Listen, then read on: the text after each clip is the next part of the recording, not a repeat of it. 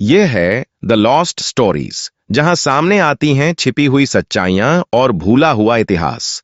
चलिए शुरू करते हैं। एक आदमी जिसे इजराइल ने अपना सबसे बड़ा जासूस कहा, उसी आदमी को मिस्र ने राष्ट्रीय नायक बताया, और फिर वो लंदन की एक इमारत से गिरकर मर गया। आत्महत्या, हत्या, या एक राज जो उसके साथ दफन हो गया। यह कहानी है अशराफ मरवान की। 1970 का दशक, मध्य पूर्व उबल रहा था। 1970 की 6 डे वॉर में इजराइल ने मिस्र, सीरिया और जॉर्डन को हराया। मिस्र की प्रतिष्ठा को गहरी चोट पहुंची। मिस्र के राष्ट्रपति थे गमाल अब्देल नसर, और दिलचस्प बात, अशरफ मारवान उनके दामाद थे। सत्ता के सबसे ऊंचे गलियारों तक उनकी पहुंच थी। लेकिन यहीं से कहानी रहस्यमय हो जाती है। कहा जाता है कि 1959 में मारवान ने खुद इजराइल से संपर्क किया।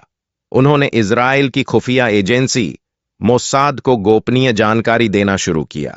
मोसाद ने उन्हें कोड नाम दिया द एंजल। वो मिस्र की सैन्य योजनाएं, हथियार सौदे, रणनीतियां सब कुछ बताते थे। लेकिन असली सवाल यह है, क्या वो सच में गद्दार थे या एक बहुत बड़ा खेल खेल रहे थे? 6 अक्टूबर 1973 मिस्र और सीरिया ने अचानक इजराइल पर हमला किया। यह था योम किपुर वॉर। हमले से कुछ घंटे पहले मारवान ने इजराइल को चेतावनी दी थी, लेकिन कुछ विशेषज्ञ कहते हैं उन्होंने हमला होने का सही समय गलत बताया। परिणाम, इजराइल को शुरुआती झटका लगा। अब सवाल उठता है, क्या उन्होंने इजराइल को बचाया या जानबूझकर भ्रम फैलाया? इजराइल के कई वरिष्ठ अधिकारियों का मानना है कि अगर मरवान की सूचना न होती तो नुकसान और भी बड़ा होता। लेकिन मिस्र में उन्हें रणनीतिक नायक कहा जाता है।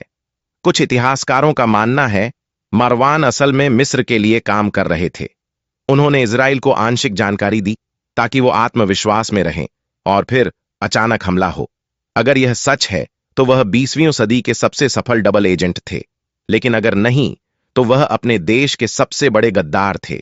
दोनों ही स्थितियों में वह एक असाधारण खिलाड़ी थे। 27 जून 2007, लंदन। अशरफ मरवान अपने अपार्टमेंट की बालकनी से गिर गए।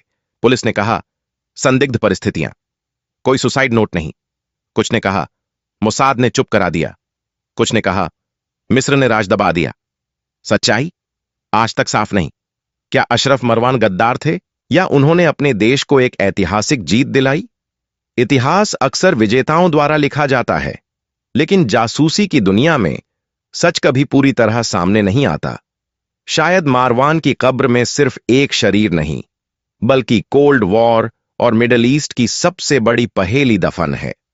अगर आपको ऐसी साजिशों और जासूसी की असली कहानियां पसंद हैं, तो वीडियो को लाइक करें, चैनल को सब्सक्राइब करें और कमेंट में लिखें, क्या अशरफ मरवान हीरो थे या गद्दार?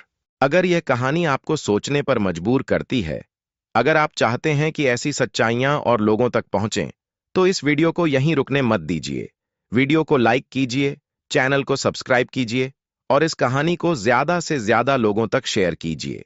ये चैनल बिना किसी स्पॉन्सर और बिना किसी पेड प्रोपेगेंडा के चलता है।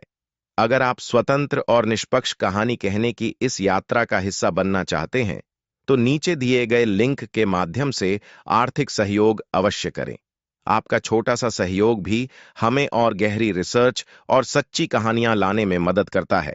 मैं हूं अजय पांडेय, और यह थी एक और लॉस्ट स्टोरी। मिलते हैं अगली कहानी में।